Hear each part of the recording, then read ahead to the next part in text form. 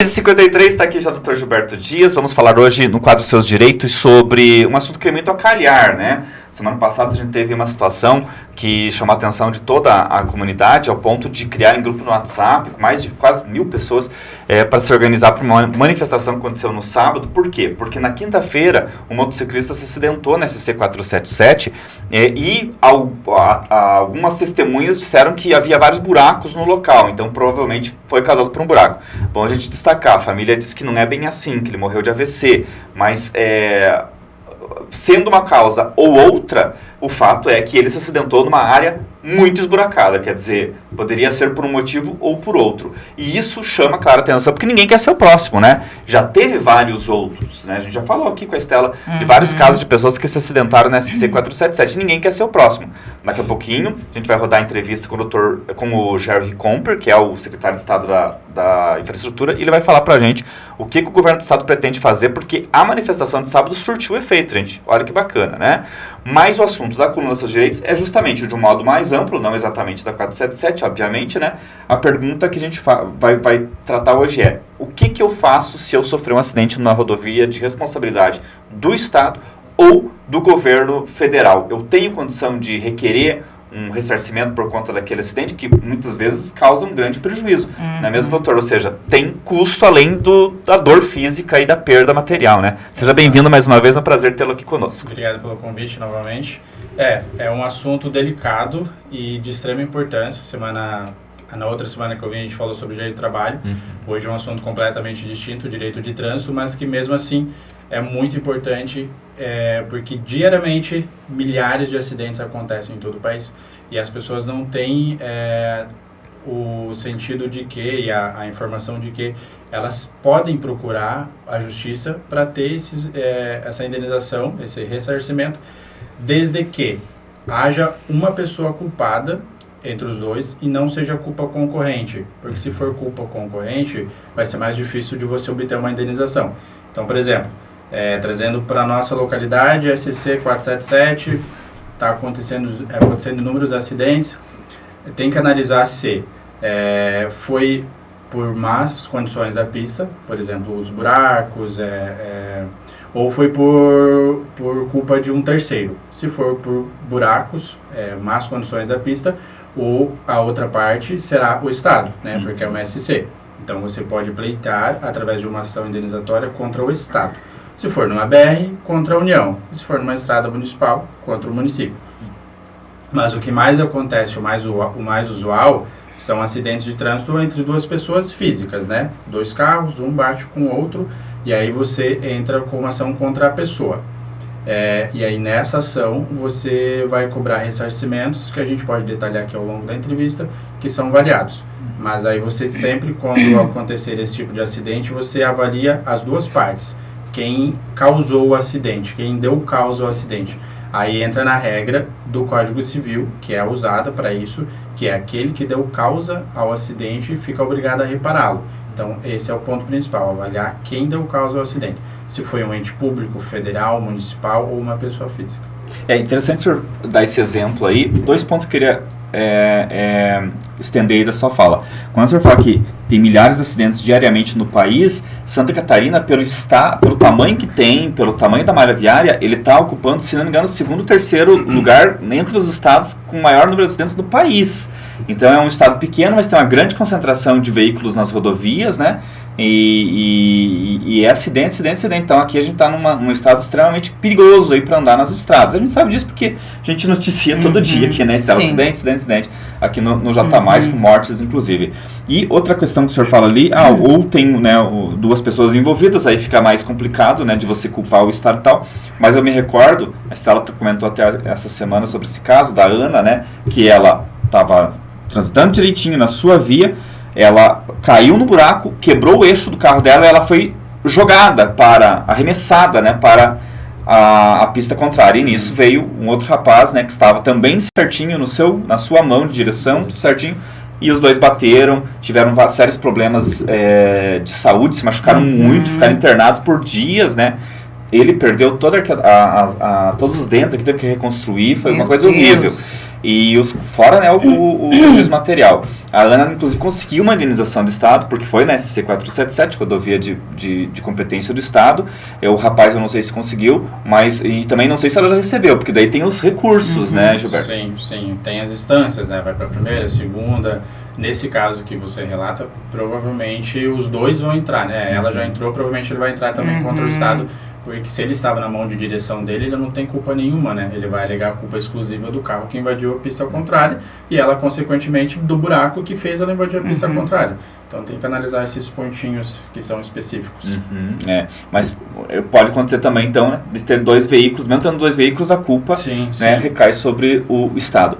Pela sua experiência, pelo que já viu também de outros colegas, essa é uma causa ganha ou ela é complicada? A Justiça não tem dado ganho de causa para quem processa o Estado ou a União? Tá, dizer que a causa ganha é muito difícil e nunca é recomendado informar por um advogado ao cliente, né? O que a gente faz é analisar a robustez das provas. Então, questões de imagens, boletim de ocorrência, condições da pista, fazer um conglomerado de provas e, conforme essas provas forem muito condizentes com o relato da vítima, né, que sofreu o acidente, tem uma chance maior de êxito. Mas questões de rodovia, de más condições, a parte contrária, o Estado, a União, vai ter uma defesa muito forte em cima, porque são entes supersuficientes, né? Tem a parte hipossuficiente, que é a parte que tem menos condições, e a parte hipersuficiente, que é a União, Estado e Município.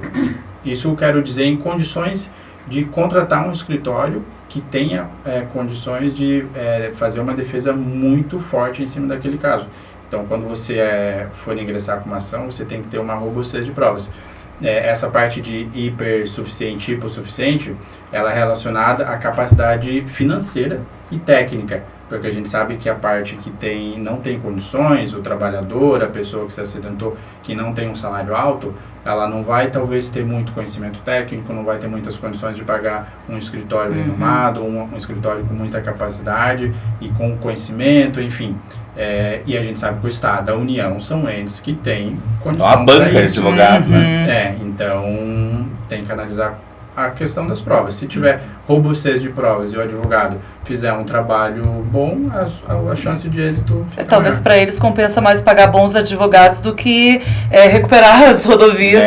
Parece que essa aposta que os governos têm feito, né? De realmente pagar bons advogados, pagar as indenizações, do que fazer a conservação das rodovias. Agora, Gilberto, a questão de valores, porque eu já vi falar até em questão de pensão, né? Pagamento de pensão. Isso tudo varia. Isso. O direito de trânsito, ele pode te acarretar uma série de indenizações, depende do grau do acidente. Vai de danos morais, danos estéticos, pensão mensal, lucros cessantes. Tem uma gama de direitos. Então, por exemplo, se você sofreu um acidente em que só resultou danos materiais, não sofreu lesão, não abalou a sua honra, a sua imagem, você vai pedir apenas danos materiais, que é o mais usual, né? Só teve estrago no veículo, você pede danos materiais. Mas agora, se você chegou a ir para o hospital, teve lesões, você já consegue ingressar com pedido de dano moral. Inclusive lesões permanentes daí. Isso. Se essas lesões lhe acarretarem cicatrizes que possam te acarretar humilhação ou constrangimento, ou o termo que é usado no direito, que é afeiamento da sua aparência, você consegue pedir dano estético. E aí já entra 3 pedidos. Óbvio que se já for feio, né, também não adianta querer daí culpar o Estado, né? É papai e mamãe mesmo. Querer ganhar a cirurgia plástica do Estado não vai... É papai e mamãe mesmo que você tem que culpar, não o Estado, né? Brincadeira, né? Mas pode acontecer. A pessoa lá cortou o rosto, vai ficar pro resto da vida uma cicatriz, né? Sim, tem que avaliar o antes e o depois da cicatriz. Você até me fez lembrar de um caso de um ator, não sei, não é famoso, mas ele tava num bar, né? E um cara jogou um copo no rosto dele, cortou o rosto dele, né? Então ele conseguiu uma bela de uma indenização, porque daí ele usou o agravante de usar a imagem dele, né? Pro trabalho, né? Porque daí reduz as chances aí, tem que fazer maquiagem e tal, para esconder a cicatriz e tal, né? Tem uma questão aqui que eu já ia perguntar para o senhor, que é da questão das multas. Não tem muito a ver, mas também tem a ver, porque vem a calhar a questão do Estado da União. essa questão de recorrer de multa é uma indústria que leva muita gente a ganhar dinheiro em cima das pessoas, ou de fato acontece, ela é possível conseguir reverter uma multa com recurso? É as duas coisas, na verdade. É uma indústria em cima de um direito. É o direito constitucional de você recorrer, né? Você apresentar a sua versão do fato. O cliente precisa analisar, e o advogado precisa analisar se aquelas provas que o cliente trouxer tem chance de êxito. Mas sim, pode ser online ou através de envio físico, você consegue fazer um recurso.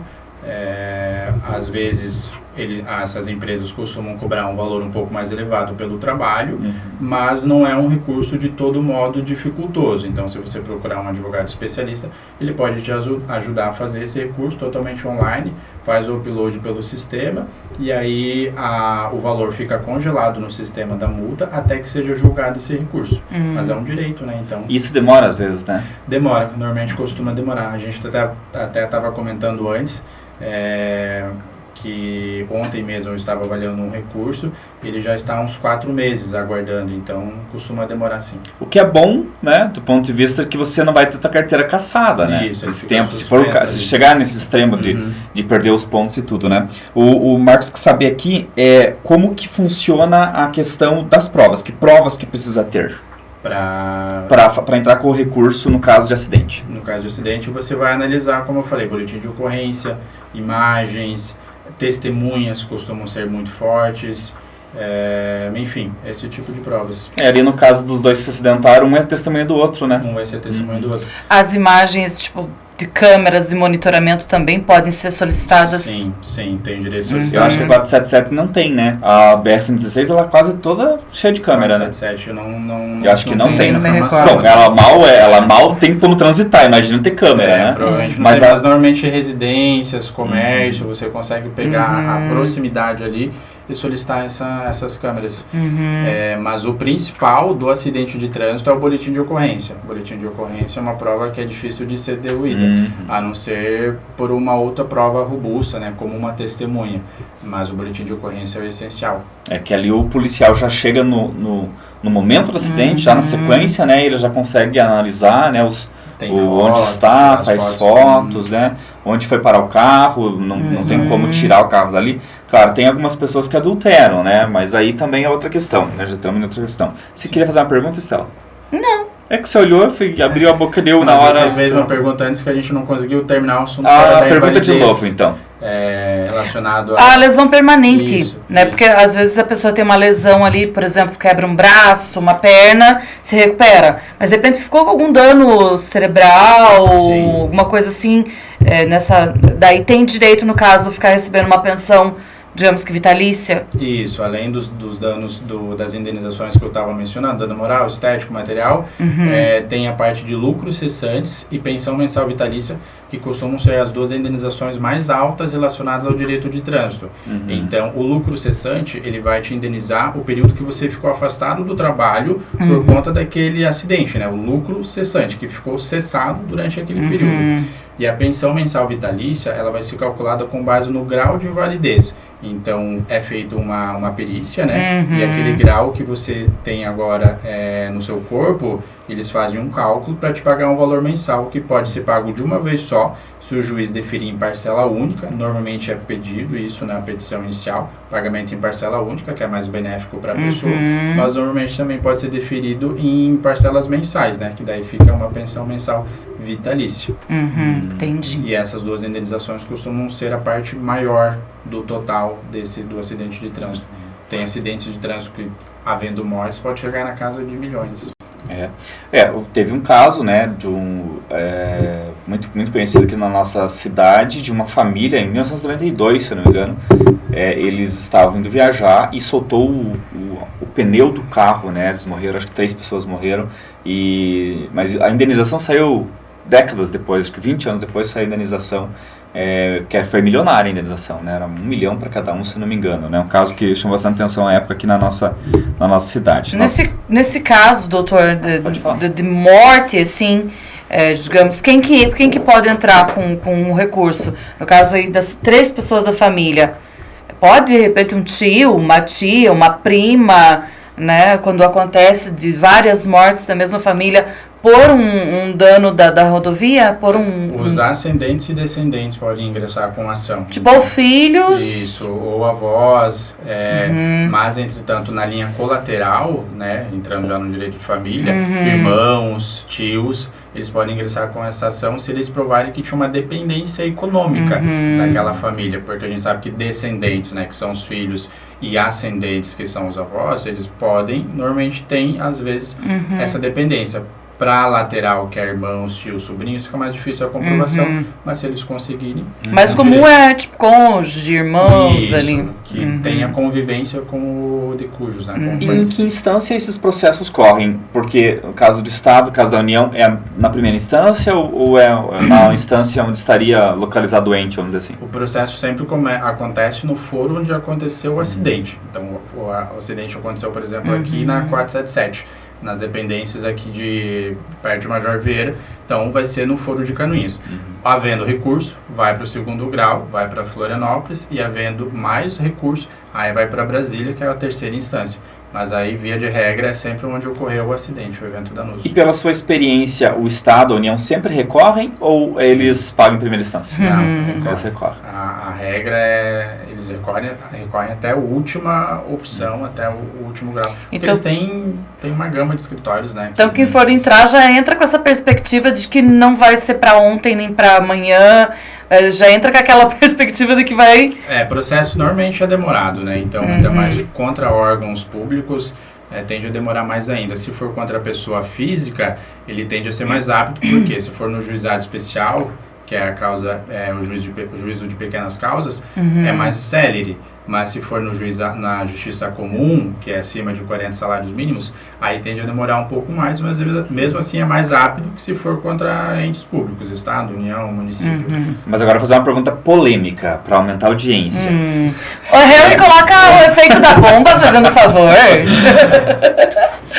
Considerando que um governo sabe do problema, né, sabe que existe o problema, sabe que está feio de transitar na rodovia, fica enrolando, e aí vai lá o acidente. Eu acho que a primeira pessoa que ficaria com raiva é do governador ou de quem está comandando o país, né? Eu posso, por exemplo, processar o governador por, como é a palavra lá? Não fazer o trabalho negligência. dele. Não fazer o trabalho dele? Você até pode, mas o advogado dele vai pedir uma exclusão dele do polo passivo do processo, né? Ele vai responsabilizar o Estado enquanto ente, e não ele enquanto pessoa física, a pessoa física dele do governador.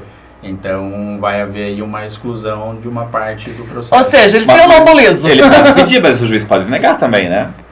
Mas pelas condições dessa situação hipotética, provavelmente o polo passivo da ação não vai ser o governador. Eles têm o lombo liso. Eles têm o lombo liso. Que essas questões aí constitucionais, de quem pode julgar quem, entra mais nessa parte de direito constitucional, e aí tem muitas regras envolvendo questão de julgamento de presidente, de governador, de prefeito. Não é usual como você processar uma outra pessoa ou contra o Estado, né? Tem muitas regras. Porque o senhor há de concordar comigo que o grande problema está no fato de que ninguém é responsável, né? Então, o secretário de Infraestrutura, o presidente do DENIT, o governador, o presidente da República, são eles os responsáveis por manter as rodovias em dia. Mas eles, de fato, não respondem. Tanto é que o processo conclui e só começa o pagamento, geralmente, quando já está em outro mandato, né? Tem que avaliar a questão da entidade, né? Quem é a entidade por trás? Então, aqui é o Estado. Então, se acontecer algum acidente na 477, você insere no polo passivo da ação o Estado, unicamente. Então, se for federal, a União. Mas aí, como demora, já vai ter outra pessoa responsável, né? Na presidência, na governança, enfim. É direito, né? Justiça brasileira. A nossa colega Andriele, nossa colega não, que eu não sou advogado, né? Mas a colega de vocês, Andriele, mas ela é nossa, como já fosse de casa aqui, né? A Andriele está dizendo que é excelente assunto para ser tratado devido a tantos acidentes, né? Na nossa SC477. A Marli Marchal, que também está dando parabéns para o Gilberto, a todos os colonos e a todos os motoristas pelo seu dia. Hoje também é dia do colono e do motorista. Olha aí, então, parabéns a todos os colonos e motoristas, né? Que levam aí o progresso do nosso país, né? Que, aqueles que produzem o progresso, aqueles que transportam o progresso. Aqueles que enfrentam os BR tudo esbracada. Esses são heróis, né? Esses são heróis corajosos, né? Que enfrentam aí essas nossas rodovias não é nenhuma nem duas, né, Estela? São várias que estão numa situação bem precária. Para a gente concluir, doutor, vamos falar então, fazer um resuminho da nossa conversa. Você se acidentou numa rodovia, ou ela é do estado, ou ela é do município, ou ela é... No município não tem rodovia, mas a rua, por exemplo, né? Caiu no buraco na rua, é obrigação do município. Inclusive é pé, né? Inclusive é pé. Tava o Paulinho, o policial, tava com a filha, inclusive, caminhando, daqui a pouco cadê o Paulinho? Caiu dentro do buraco. A filha, inclusive, se machucaram bastante. Não sei se processaram, ganharam, mas num buraco feito pela prefeitura, né? Que legal. No buraco, simplesmente caminhando com a filha no colo e caiu no buraco. Se machucou todo, né? E encontraram eles 10 dias, brincadeira, encontraram no mesmo dia, já conseguiram fazer a medicação e tudo, né, e também, mas é um belo caso clássico, né, de processo que dá. Exato. Não importa se é município, estado, união ou pessoa física, se aconteceu algum prejuízo à pessoa, seja material, emocional, ela tem o direito de ingressar com essa ação indenizatória. E aí o grau de indenização vai variar de acordo com o que foi sofrido de lesões, né? Tem um caso bem curioso que foi notícia no J+, no sábado, vale a pena a gente comentar até aqui com o doutor, de um menino, né, que estava andando de bicicleta numa rua do centro aqui da cidade e bateu a cabeça no toldo de uma loja, né? Ele rasgou o rosto, tudo, machucou bastante, processou e a juíza da segunda vara civil aqui da comarca de Canoinhas deu ganho de causa, né? A loja vai ter que pagar uma indenização e o município foi instado a tomar providências, no sentido de que não tem ciclovia, né? Né? Ou até ver a questão do toldo, a altura do toldo, né, doutor? Porque deve ter um regulamento, deveria existir um regulamento, né? Mas esse processo é antigo? Recente processo. Recente, entendi. Vai entrar duas questões, a questão comercial, né, a questão de consumidor e a questão de trânsito também, né, se não tem ciclovia, o bordo da pista, onde ele estava andando na calçada, a altura do toldo. Mas se já finalizou o processo, ele já ganhou, então... Ela vai recorrer, podem recorrer, né? E teve também outro caso de uma amiga minha que machucou a perna no calçadão, quando existia o calçadão ali no centro, vivia saindo aquelas pedrinhas petit pavé ali, né? E aí ela pisou em falso e caiu de joelho, né? Machucou a perna. Ficou com a perna engessada por um tempo, processou o município e também ganhou a causa. Acho que o município é mais processado que Estado e União aqui na nossa região, né? Porque as estradas aqui, as ruas do município são muito esburacadas, calçadas mal feitas, calçadas com sérios problemas, né? Se acontecer dentro da cidade, né, as chances de êxito podem ser maiores, né? E aí o alvo é o município. Inclusive a prefeita Juliana, quando esteve aqui, falou do valor bastante expressivo que é pago mensalmente justamente para essas pessoas que... os precatórios, né? Os famosos precatórios, né? Que são as pensões mensais. Pensões mensais. Por conta disso. Então, não é só um prejuízo estético, né? E de locomoção, é também um prejuízo a longo prazo que o município pega por não cuidar direito das suas estradas, né, das suas calçadas. Tinha que até, foi fechado depois, mas tinha um caso ali perto do Sesc, que aquela grade da Boca de Lobo tava simplesmente, ela cedeu e caiu. Então era um buracão ali. Se alguém fosse estacionar, porque era área de estacionamento, né, já era um prejuízo ali, a roda ia ficar para dentro do buraco e não saía dali sem um guincho, né, uma ajuda de uns reforçado ali, né. É um trabalio preventivo, né, que tem que ser feito.